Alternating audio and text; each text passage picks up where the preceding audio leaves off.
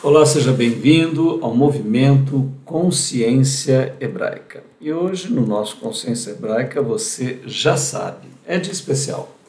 Dia de o amanhecer da consciência hebraica. Nós estamos no episódio de número 43, no dia 28 de abril de 2021.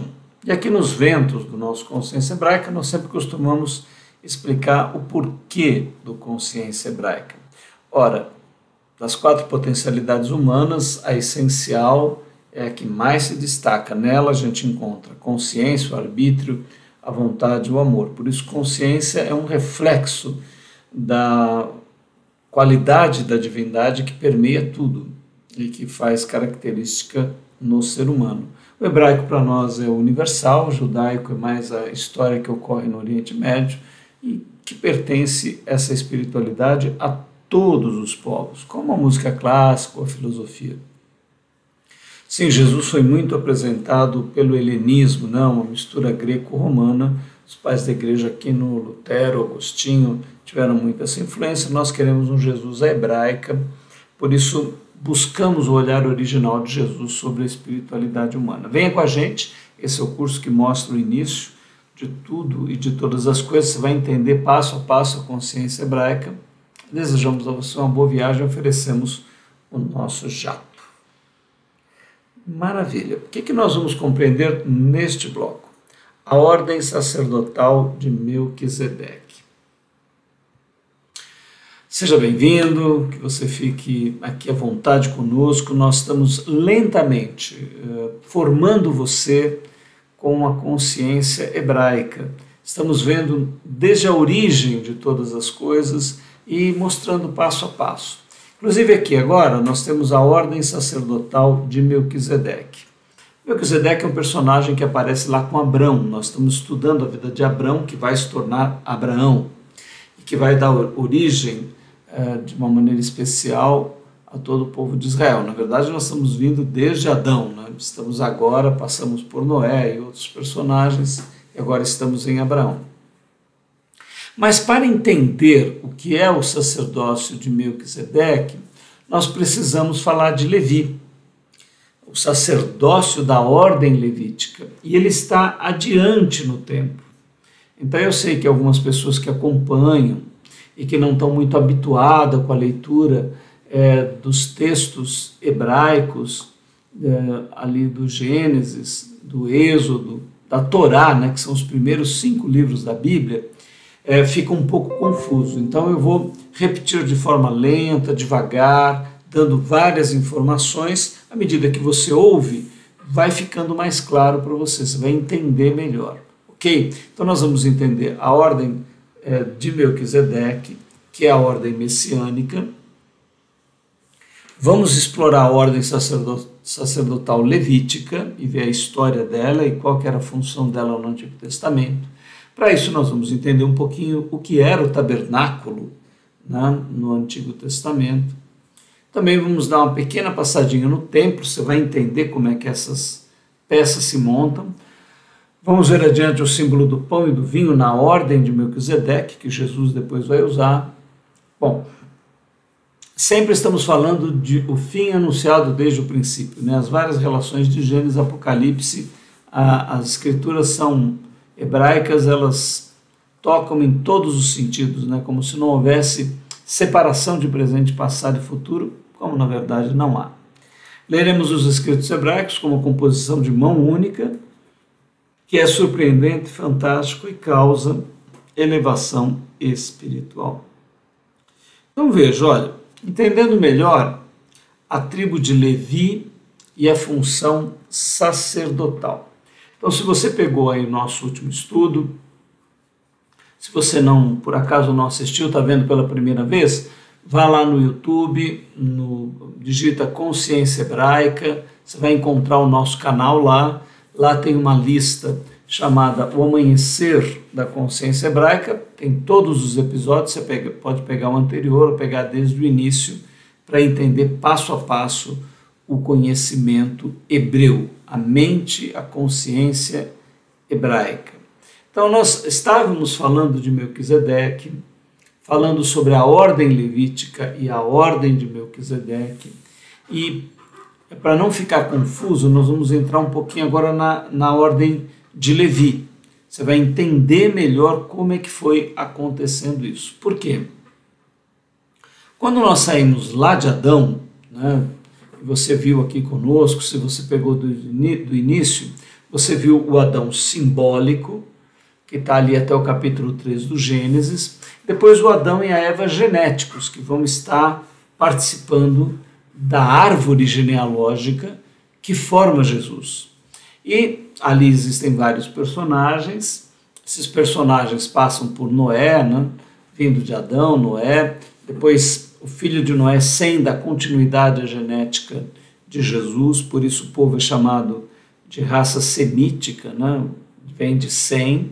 Aí depois nós vamos adiante, chegamos em Abrão. Abrão é o patriarca mais referencial de Israel. Abrão vai gerar Isaac, um filho chamado Isaac. Isaac vai gerar um filho chamado Jacó. Jacó terá 4 mulheres, 2 esposas e 2 concubinas. Gerará 13 filhos, sendo uma menina e 12 meninos, que vão dar origem às 12 tribos de Israel. A tribo que nós seguimos geneticamente é a de Judá, que é o 4º filho, porque é dela que nasce o Messias. Mas hoje nós vamos nos interessar por Levi, porque nós vamos entender os descendentes de Levi. E aí nós vamos entender melhor o que aconteceu na formação do sacerdócio levítico. Agora, antes de Moisés, né, que é um dos descendentes de Levi, toda a tradição hebraica ela era verbal, ela era transmitida oralmente, né? Ou seja, havia uma intuição dos homens que compreendiam Yahvé Elohim Adonai como uma divindade que se revelava àquele povo, e a intuição era dada de como eles deveriam se relacionar com esta divindade, com os sacrifícios, com o óleo, com os dízimos, com aquilo que estava começando a cercar o relacionamento deste ser humano, deste animal no planeta Terra, com um ser infinito que gerou todas as coisas. E a partir daí um propósito é revelado, começa a ser revelado desde Adão e vai crescendo a ordem desta revelação. Por que não foi revelado tudo de uma vez? Porque este animal ele vai se desenvolvendo, vai evoluindo com os anos, com o passar dos milênios. E Deus vai respeitando esta evolução, seja ela cultural, seja ela social, seja ela econômica, seja ela nos costumes humanos que vão permeando a cultura da nossa história humana, da história particular daquele povo, o povo da raça adâmica, o povo da raça semítica. Então, à medida que o intelecto, que as emoções, os sentimentos, que a espiritualidade vai se desenvolvendo, a complexidade da revelação vai sendo ampliada. Então, a princípio, não havia lei escrita, não havia uma Torá, né? E nós vamos entender isso olhando os mapas genealógicos, né? Então, deixa eu pegar aqui para você e mostrar no nosso gráfico. Vamos pegar aqui este gráfico, olha, vou passar aqui para você. E agora eu vou ampliar para a gente trabalhar com essa ideia. Você está vendo? Tudo isso que eu estou falando está marcado aqui, ó. Então nós temos aqui a partir de Deus, ó, vou dar uma abertura aqui.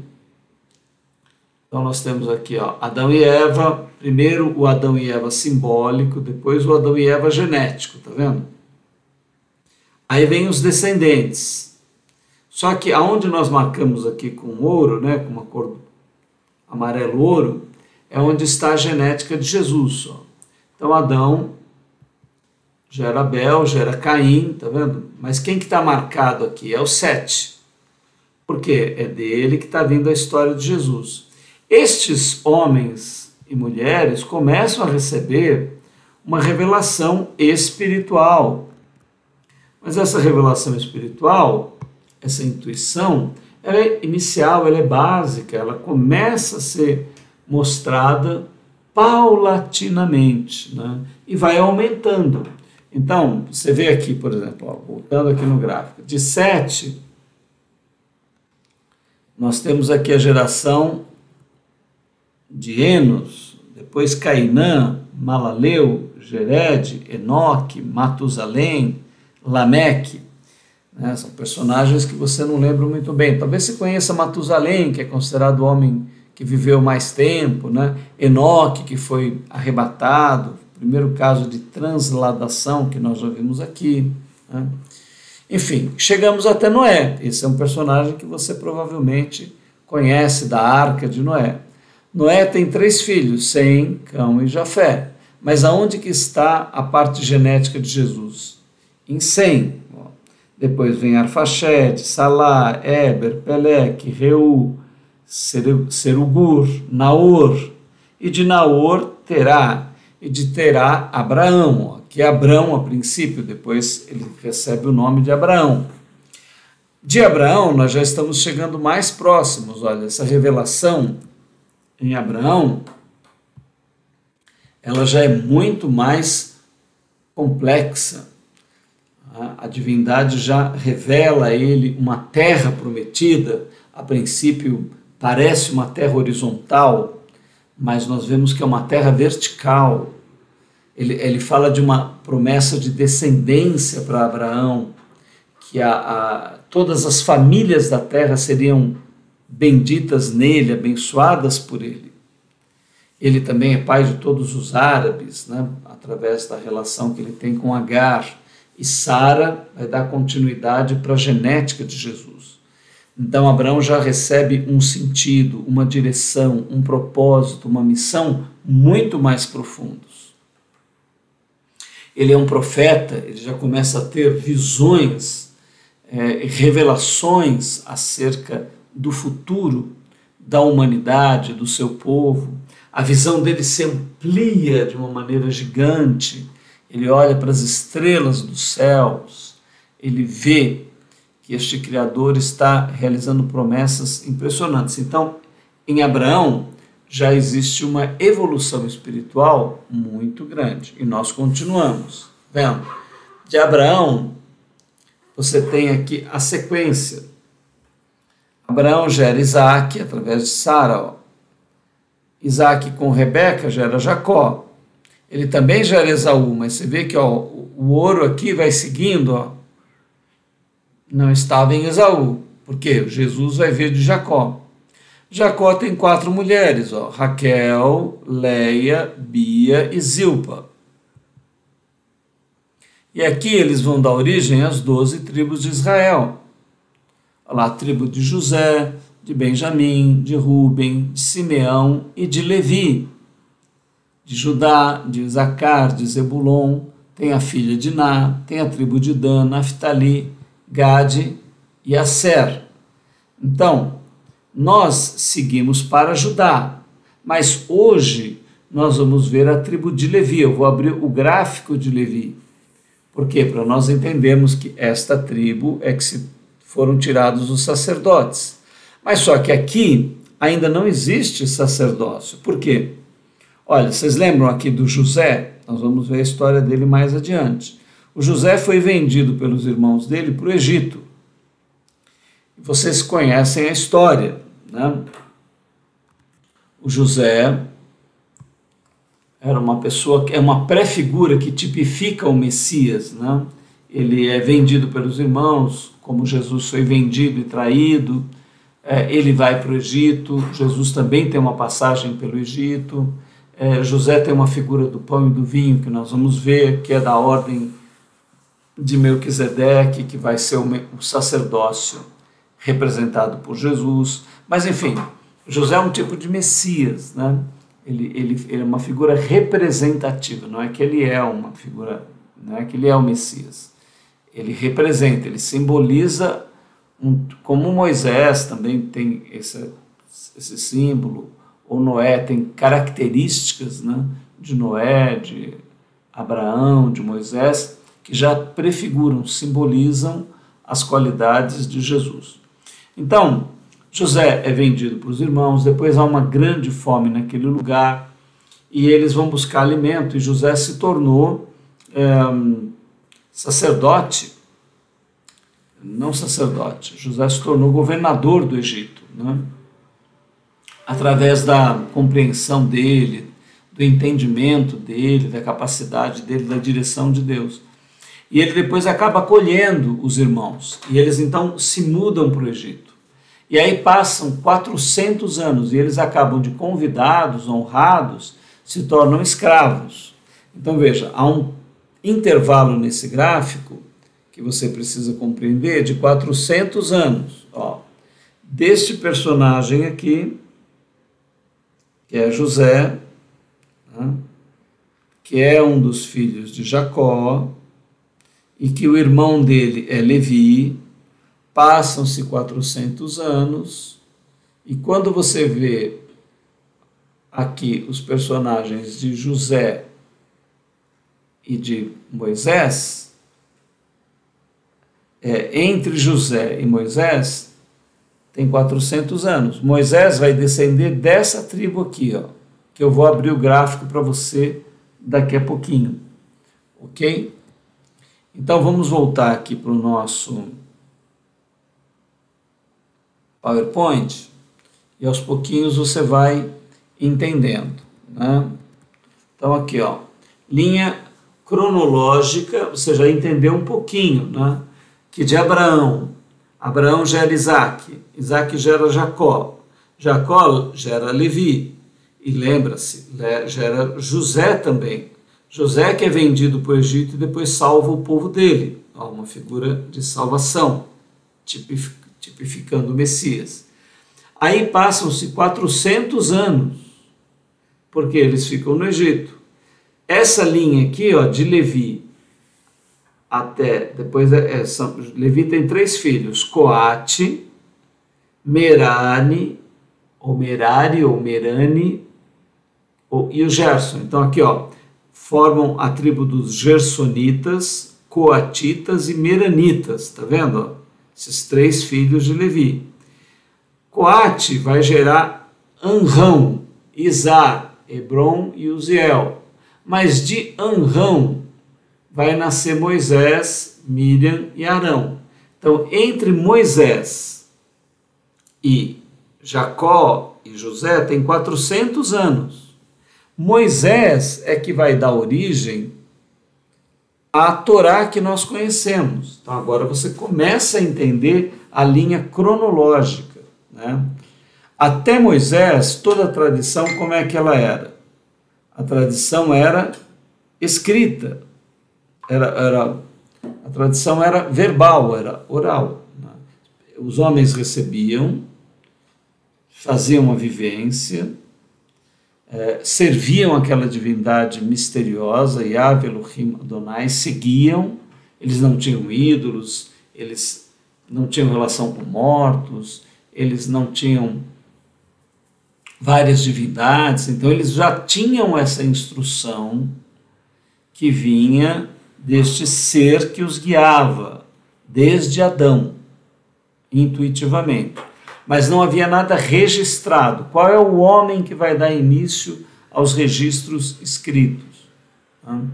Eu estou contando isso para vocês, não de um ponto de vista acadêmico, teológico, né? Porque se for ver teologia, estudar, e vamos levantar várias teorias, esse é o papel da academia.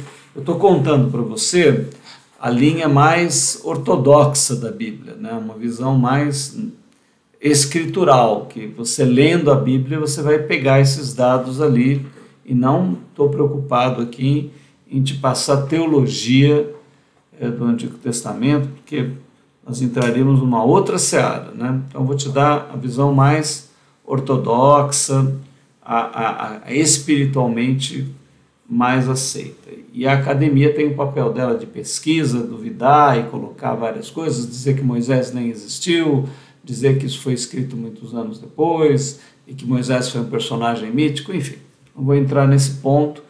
Quero só dizer para você que tem essas várias teorias, a gente conhece, mas não, a gente vai trabalhar aqui com a visão mais clássica, mais ortodoxa, com uma visão mais linear, mais ou menos como a Bíblia nos apresenta, né? Então, Moisés vai realizar o registro da Torá.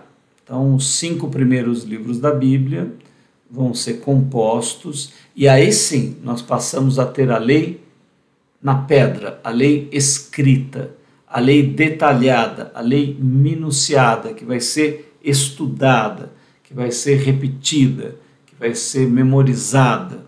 Tá? Então agora você tem uma compreensão um pouquinho melhor, eu espero que as coisas vão ficando mais claras para você. Abraão, Isaac, Jacó, Levi, os coatitas, Anrão, este jovem que vai nascer, essa criança que vai nascer aqui, é que vai estabelecer a Torá. Mais uma coisa, ele é que vai retirar o povo do Egito, ele é que vai receber a lei, os 10 mandamentos, ele é que vai produzir os livros como Gênesis, ele é que vai conduzir o povo pelo deserto, ele é que vai receber a planta do templo e vai construir o primeiro tabernáculo. Por quê? Que nós chamamos de templo e tabernáculo. Tabernáculo era uma tenda móvel, que era montada e desmontada porque o povo era nômade, estava em demanda da terra prometida de Canaã, que na verdade para eles era uma terra material e de fato foi, mas isto tudo é o símbolo da transcendência espiritual da humanidade. Israel está representando a humanidade. E essa promessa feita por Yahvé Elohim Adonai, a divindade, ela é feita para todos os povos. Através de Israel vai ser gerado um Messias, e o espírito deste homem vai dar a qualidade para que toda a humanidade transcenda o tempo e alcance o verdadeiro Sião, a verdadeira Zion, a verdadeira cidade celestial, a verdadeira terra prometida, a verdadeira Canaã celestial. Este é o sentido que vai se revelando, né? De um sentido material a princípio, para um sentido transcendente, atemporal. Né? Um corpo material a princípio, representado pelo tabernáculo móvel, para um edifício eterno, construído pela própria divindade, porque uma das perspectivas em Gênesis 1:26, façamos um ser à nossa imagem e semelhança, é que nós seremos um templo cósmico, vivo, autoconsciente, onde a divindade se derrama em nós não dissolvemos, ela permanece, nós permanecemos com a nossa individualidade e ela habitando intimamente dentro de nós. A maior experiência que a nossa consciência terá, que ainda se manifestará depois da nossa morte, depois da descrição descritas pelo Apocalipse. Tudo isso é uma revelação para toda a humanidade que se dá de Adão, mas que em Abraão ela é muito mais conscientizada e ela toma uma forma muito mais complexa com Moisés, com a Torá, com a parte escrita, escritural que se faz, né? Então agora você já está tendo condição de entender um pouquinho melhor a linha cronológica e genealógica. Nós estamos seguindo aqui nesse curso a genealogia de Jesus. Então nós vamos continuar com Judá, não com Levi. Mas para explicar para você o que era o sacerdócio em Israel, o que eram os sacerdotes do templo, quais eram as funções, o que significava o sacerdócio levita, é que nós estamos aqui nesse encontro dando estes esclarecimentos. Ok? Então com isso você vai aos poucos compreendendo um pouquinho melhor, vai ficando mais claro. Então, linha cronológica e genealógica. Então, agora você já entendeu as duas coisas, um pouco do tempo que está separando aqui Jacó, José, de Moisés, Moisés, que é um coatita, tá vendo? Ó? Ele não é meranita nem gersonita. Tá? Moisés é coatita. Ó. Ele está aqui, da linha de Coate, Amrão e Arão, é o filho mais velho, pois Moisés. E Arão vai ter 4 filhos, Nadab, Abiú, Eleazar e Tamar.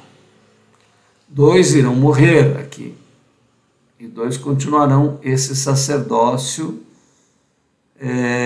que vai ser exercido pelos coatitas. Os gersonitas e meranitas, eles vão ter outras funções, eles serão levitas, mas não serão sacerdotes. Sacerdotes só serão os coatitas, que são descendentes de Arão. Os araonitas, né, é que serão os verdadeiros sacerdotes. Por isso que às vezes você, lendo o Antigo Testamento ou o Novo Testamento, você vê lá assim, tinha um sacerdote e tinha um levita. Sei lá, mas não é a mesma coisa? Na verdade, não. A pessoa poderia ser levita, mas não ser sacerdote. Por quê? Agora você já consegue responder essa pergunta. Ele é levita, mas ele é da tribo de Merani, ele é um meranita. Ele é um gersonita, mas ele é levita, mas ele não é coatita. Só os coatitas podiam ser sacerdotes e sumo sacerdotes. Então, se você ouvir aí mais de uma vez, né, se ficar muito difícil todos esses nomes, aos pouquinhos, olhando a imagem e vendo, você vai guardando esses detalhes que são interessantes, importantes, se você quiser entender o todo. E aqui, então a gente entendeu um pouquinho mais a linha cronológica, a linha genealógica. Nós vamos dar uma olhadinha na história. Então a gente já explicou um pouquinho, né? Antes da lei escrita, isso daí é de Moisés para trás. E a lei escrita, que é o primeiro livro, Bereshit, ou Gênesis, né? Que é princípio. Esse é o primeiro livro da Bíblia e é escrito por Moisés. Então você já entendeu um pouquinho aí a sequência histórica e a sequência genealógica. Agora tem um fato que acontece que está lá na frente, né? Um fato importante, a divisão do reino de Israel depois do reinado de Salomão. Então, vamos continuar um pouquinho aqui na história para você entender. Moisés retira o povo do Egito. Ele leva o povo, atravessa o Mar Vermelho e vai em direção a Canaã. Mas acontecem vários problemas, o povo estava muito condicionado com a cultura egípcia e há uma série de depurações e eles ficam 40 anos no deserto. De maneira que só 3 pessoas entram lá em Canaã, nem Moisés é uma delas. Então eles passam 40 anos, toda uma geração morre ali no deserto, nasce uma nova geração, que vai ser liderada por quem? Quando eles vão atravessar o Jordão, Moisés fica do lado de cá. Moisés é transladado, ele tem uma morte especial. A gente já tratou isso em outros episódios, né?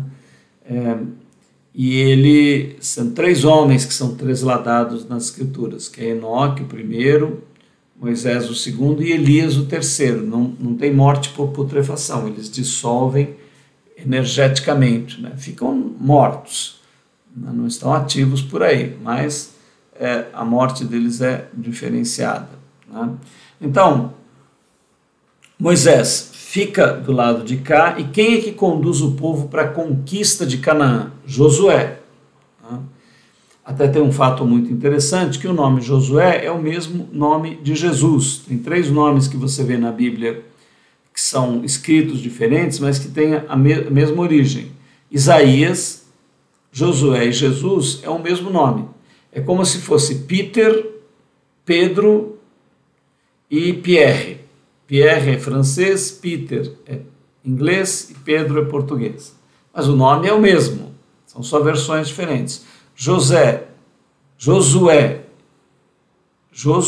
Isaías e Jesus é o mesmo nome hebraico, com poucas alterações, mas transliterados de maneiras de línguas diferentes, né?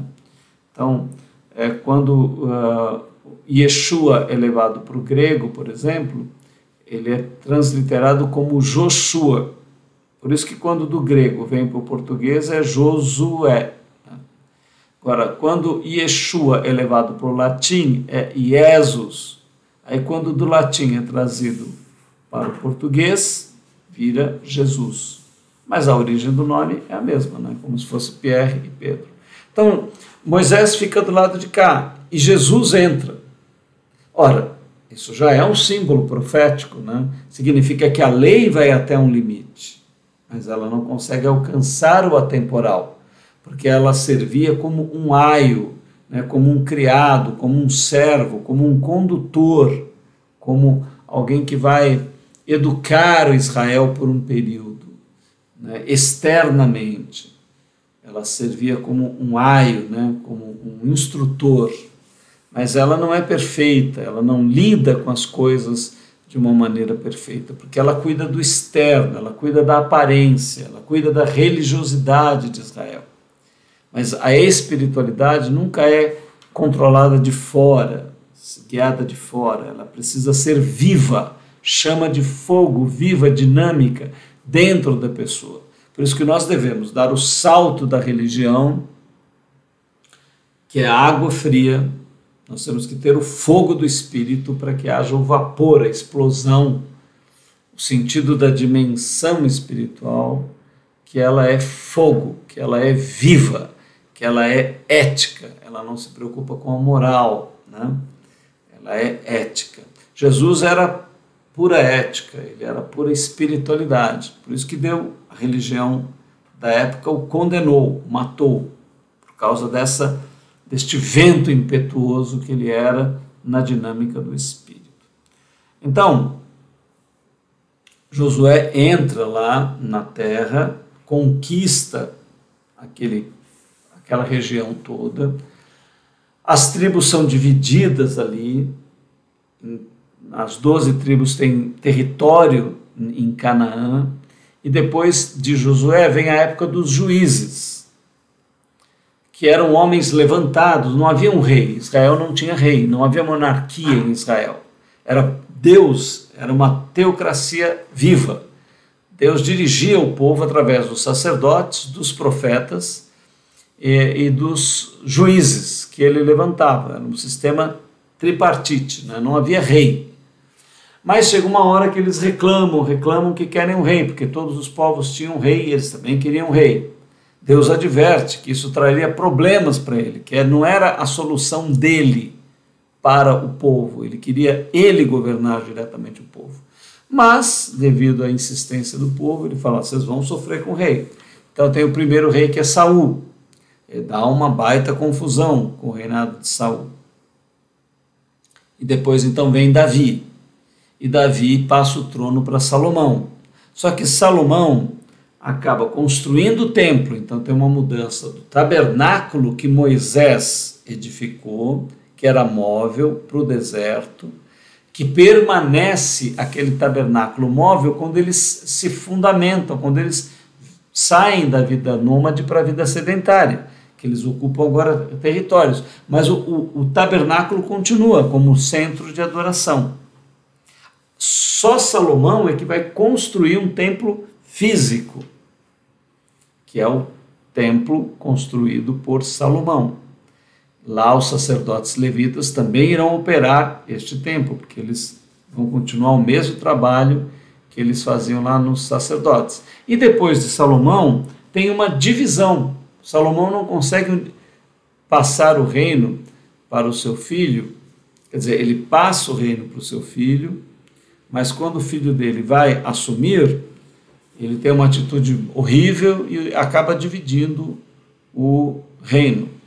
E depois cria-se um problema espiritual também, Porque pela divisão, Jerusalém fica com Judá e Benjamim fica ao lado de Judá, e o outro reino fica com a capital em Samaria e fica sem o templo. E aí acontece uma série de desvios lá. Por isso que os samaritanos têm uma fama tão ruim lá no Novo Testamento. Quando você vai ler Jesus, você vai perceber que ali naquela época os samaritanos tinham uma péssima fama. Por que isso? Ora, isso acontecia porque eles ficaram distanciados do templo. Eu vou mostrar aqui o gráfico para vocês, para a gente dar uma olhadinha e você vai entender um pouquinho melhor. Nesse gráfico você vai enxergar melhor essa história, tá vendo? Ó, vamos começar aqui, ó. Você vê Adão, Noé, tá vendo? Toda essa sequência que nós vimos, só que aqui tá por data, né? Ó.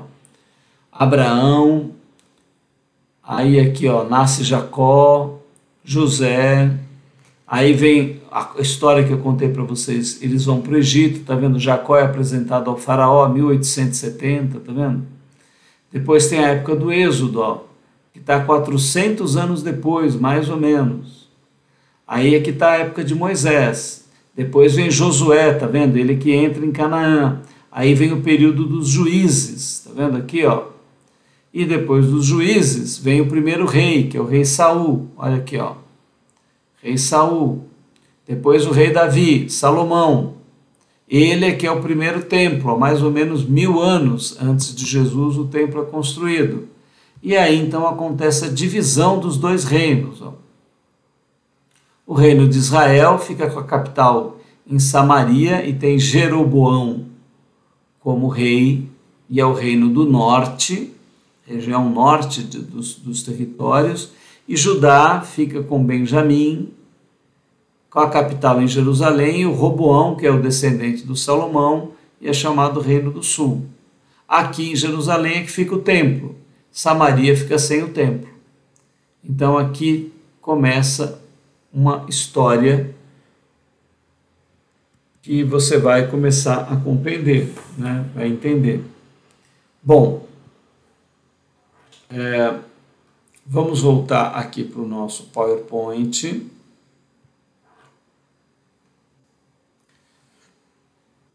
E a gente então já deu bastante elementos aí. Se você agora quiser estudar um pouquinho, né, você vai entender melhor esse contexto todo, né?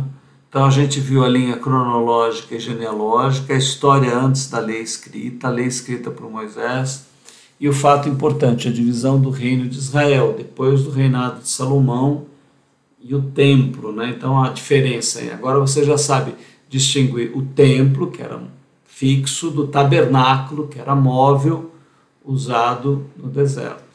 E nós vamos ver também as funções sacerdotais. Para você entender um pouquinho, ó, aqui está a planta do tabernáculo, ó, a parte interna, tá vendo? Entendendo o tabernáculo e o templo, ó. Você tinha aqui, ele tinha que ser posicionado pela rosa dos ventos, tá vendo? Você vai entender por quê, ó.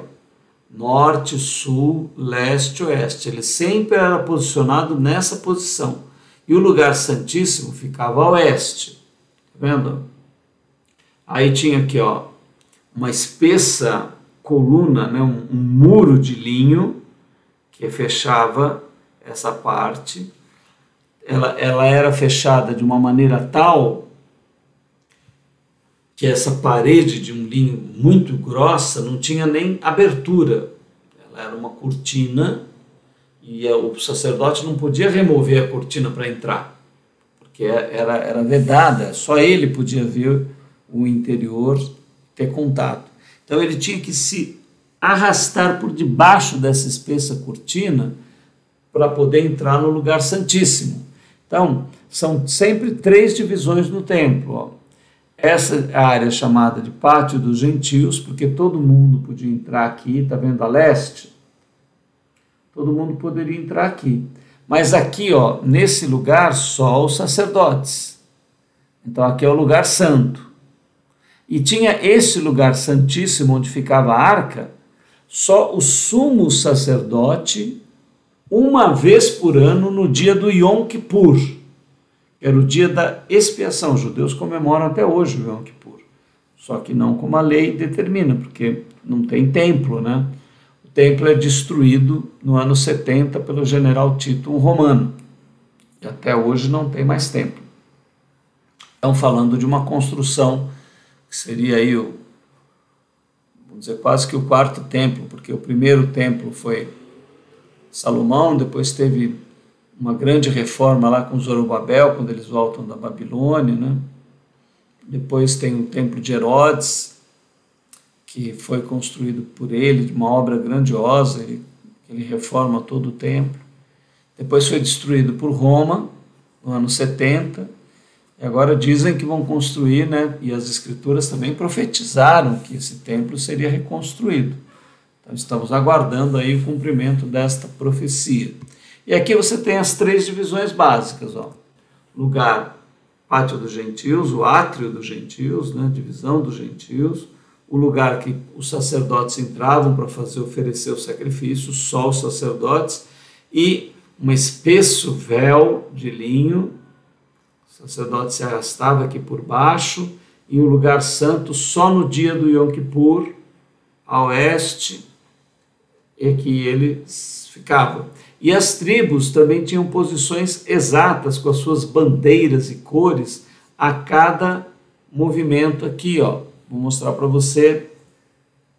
Aqui também tinha o altar de bronze, né, que eram oferecidos sacrifícios, o lavatório, que tinha toda uma função, enfim. Não vou entrar em todos esses detalhes, nós passaríamos vários encontros. Mas você pode ler isso lá no Antigo Testamento, procurar no Google, você vai ver filmes e tudo mais.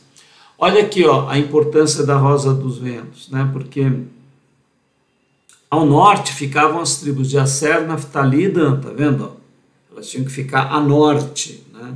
Os levitas ficavam na região do templo. A leste ficava Isacar, Zebulon e Judá.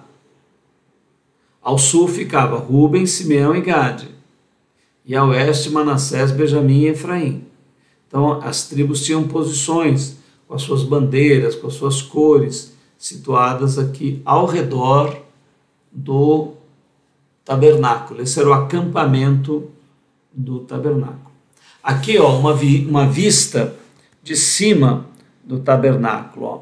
Então você tinha aqui onde ficava esses lugares, né, de uma pia de sacrifícios aqui, onde o povo podia entrar. Esse é o pátio externo, né? O povo poderia entrar nesse lugar, seria o átrio dos gentios.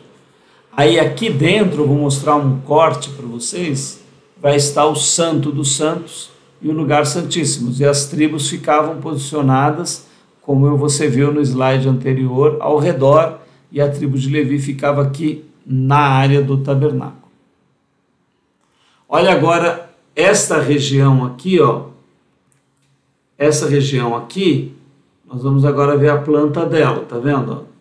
Então aqui é o lugar santo, que os sacerdotes entravam, ó, o espesso véu, ele tinha que passar por baixo, e aqui ficava o lugar santíssimo, onde ele entrava só no Yom Kippur, uma vez por ano. Então essa era a parte mais íntima do templo. Quando Jesus morre, esse véu espesso rasga de alto a baixo, demonstrando que agora os gentios podiam acessar toda esta área, né? Então, aqui nessa visão do santuário, você vai ver, tá vendo então as duas partes de dentro, e a de fora é o átrio dos gentios. Esse daqui é o templo construído por Salomão, aí já é uma construção fixa, né? Esse templo também tinha aqui, ó, esse pátio dos gentios, ficava nessa área, depois que entrava deste pórtico adiante, só entravam sacerdotes. Aí eles realizavam sacrifícios, e aqui dentro as pessoas entravam para oferecer sacrifício nesse altar aqui, ó. Aqui os gentios podiam entrar. Neste prédio é que só entravam sacerdotes, que era o lugar santo aqui, ó, e o santo dos santos nesse lugar. Então, aqui, esse templo, vocês veem que a planta é a mesma, né? Só muda aí o espaço que é ocupado, a construção e etc. Né? Um complexo, ó, casa de Deus, um complexo de pátios, salas, altares, objetos, rituais, sobre o Monte Moriá em Jerusalém. Eis o primeiro templo construído por Salomão, quase 1000 anos antes de Cristo. Ok? Então, com isso a gente completa essa visão. Vamos ver aqui como é que está o nosso templo. Dá para falar ainda das funções, assim fica completo. Olha. As funções sacerdotais, né? Estima-se que 2 milhões de hebreus tenham saído do Egito. É um número grande. Por isso que a tribo de Levi vai precisar de uma tribo só para cuidar dos sacrifícios de toda essa gente, né? Os sacerdotes, apenas os coatitas, né? Agora você já sabe o que é os coatitas naquele gráfico que nós mostramos do Levi, né? Que geraram a descendência de Arão e Moisés, podiam exercer o sacerdócio no tabernáculo ou no templo. Eles carregavam a arca da aliança, eram responsáveis pelos sacrifícios e luminárias do templo, do tabernáculo, né? Tinham que ser rituais de acendimento da menorá, enfim, você vai ler muitos detalhes do que eram os serviços dos sacerdotes. Se você ler a Bíblia, você vai encontrar a descrição pormenorizada de tudo que eles tinham que fazer, por todos os cuidados e deveres sacerdotais descritos na Bíblia. Eles não tiveram herança de terras na divisão das tribos na época de Josué, pois sua única ocupação era o tabernáculo. Então, quando Josué entra em Canaã e divide as terras, eles ficam apenas com a região ao redor do templo, né? A tribo de Levi não ficou com uma possessão de terras para si, porque o único trabalho deles não devia ser com agricultura, com nenhum outro tipo de cultivo ou nada, mas nem com animais, eles cuidavam só do serviço sacerdotal. E lá é descrito de uma maneira linda, né, que a herança deles é o próprio Deus. Agora, os outros levitas, né, os gersonitas e meranitas, que você viu também lá no nosso gráfico, se você estiver confuso, volta um pouquinho aí no vídeo, que você vai e desenha, que você vai entender direitinho. Davam todo o apoio para os sacerdotes, em montar, desmontar, carregar o tabernáculo. Não podiam tocar ou olhar os itens descobertos. Então, aqueles itens que ficavam só para os sacerdotes operar, eles iam na frente, cobriam com panos próprios, depois é que era desmontado, e lá no Santíssimo, então, os sacerdotes entravam, cobriam tudo, porque as pessoas, mesmo da tribo de Levi, que não eram os coatitas, eles não podiam tocar e nem ver as peças. Olha como o sagrado era velado, né? Era vedado ao homem. Só mesmo Jesus é que nos introduz a uma liberdade completamente nova no templo de Deus. Então, os levitas, os gersonitas e meranitas tinham essa função e não a sacerdotal. O sumo sacerdote, né, que era um eleito entre os sacerdotes coatitas, né, ele liderava espiritualmente Israel, então ele era o líder, né, espiritual. Ele só podia entrar no lugar santíssimo para oferecer o sacrifício anual no Yom Kippur, né, o dia da expiação do pecado. Ele consultava a Deus a respeito dos destinos de Israel e também liderava os sacerdotes. E outras funções dos sacerdotes e levitas, né? Agora você já sabe a diferença entre sacerdote, que é um coatita, e levita, que é da tribo de Levi e ajudava o sacerdote. Louvor, porteiros, guardas, administradores, contadores, professores, mestres. Então, essa tribo cuidava de toda essa área. E eles cuidavam também da área sanitária de Israel. Era um tipo de um ministério da saúde, né? Tanto das pessoas quanto das propriedades. Então, se tinha qualquer praga em Israel, se alguém ficava doente, se uma casa parecia contaminada por algum tipo de problema sanitário, eram os sacerdotes que iam no local, verificavam tudo, faziam rituais de purificação, colocavam a pessoa em quarentena. Se você for observar lá, agora com essa pandemia toda que nós estamos vivendo, imagina que há milhares de anos Israel já tinha todos esses cuidados de lavar as mãos e de separar as pessoas e fazer todo um processo para que aquilo não espalhasse na nação inteira de Israel. E quem que cuidava disso? Quem era o Ministério da Saúde, tanto física quanto espiritual? Eram os sacerdotes. Eles eram uma espécie de médicos, né, de sanitaristas da época, cuidavam também da higiene. Né? Israel recebeu uma lei sanitária maravilhosa, de muito avanço. Né? Então, os dejetos do pessoal do povo de Israel, tudo no acampamento tinha uma ordem sanitária, a lavagem de objetos, a lavagem das mãos, a lavagem das roupas e tudo mais. Né? Coisa que nem a gente aqui na Idade Média tinha. O pessoal jogava dejetos na rua, era uma coisa... Os israelitas estavam milhares de anos à frente disso tudo por causa da lei, por causa da Torá. Eles tinham leis sanitárias, né? A menstruação das mulheres, todo o processo, o cultivo da terra, o tempo de descanso da terra, os feriados. Né? Os sacerdotes cuidavam de todas essas coisas. Os israelitas festejavam, tinham datas para festejos espirituais. Os sacerdotes administravam tudo isso. Então era uma classe muito especial do povo de Israel. Bom, nós já estamos aqui dando o nosso tempo, né? Deixa eu ver. Não, nós vamos ficar por aqui. Eu acho que aqui você pôde, assim, hoje fazer um grande passeio genético pelo genograma, né, dos levitas, conhecer um pouquinho a história até lá na frente, a gente conhecer melhor o que era um levita, um sacerdote. Então agora a gente continuando a falar de Melquisedeque, da ordem levítica, agora você tem mais informação para entender essas duas dimensões, ok? Espero que tenha te ajudado, que isso tudo te esclareça, né?